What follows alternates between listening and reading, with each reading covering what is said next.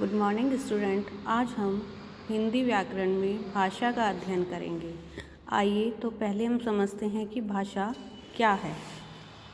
भाषा के द्वारा हम अपने मन के विचारों और भावों को प्रकट करते हैं तथा दूसरे के विचारों और भावों को समझाते हैं। मतलब भाषा वह साधन है जिसके द्वारा हम अपने भावों को दूसरों तक पहुंचाते हैं और दूसरे के भावों को हमें पता चलता है।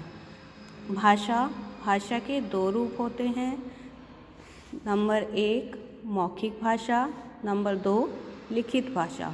तो आइए पहले हम मौखिक भाषा का अध्ययन करते हैं। मौखिक भाषा भाषा का वह साधन है जिसमें बोलने सुनने की कुशलता ध्वनि के रूप में प्रकट होती है, उसे मौखिक भाषा कहते हैं।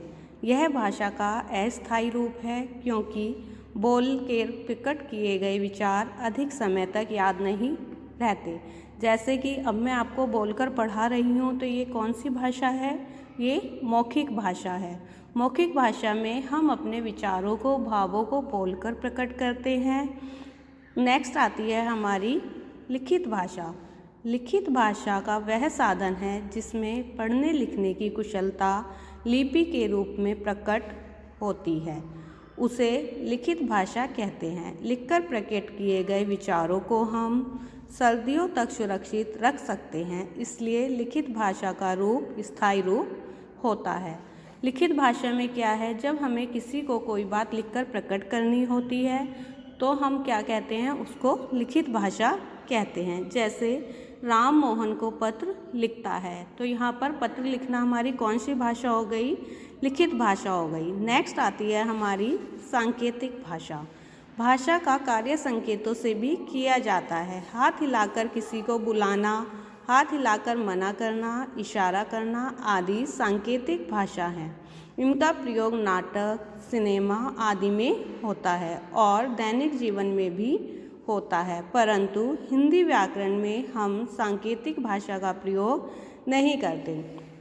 थर्ड होती है हमारी सांकेतिक भाषा। सांकेतिक भाषा मतलब किसी को संकेत के द्वारा बुलाना या फिर उसको इशारा कर कर बुलाना, हाथ हिलाना, हाथ से इशारा कर कर मना करना।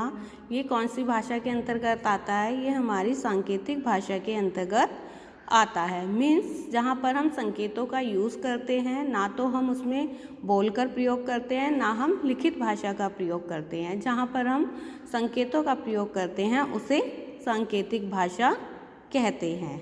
जैसे कि आपने देखा होगा कि चौराहे पर जो पुलिसमैन खड़ा होता है वो क्या करता है, वो बोलकर अपनी बातों को प्रकट नहीं कर सकता। वह इशारों से हमें बताता है कि अब हमें आगे जाना है, दाएं मुड़ना है या पीछे मुड़ना है। तो ये हमारी कौन सी भाषा के अंतर्गत आता है?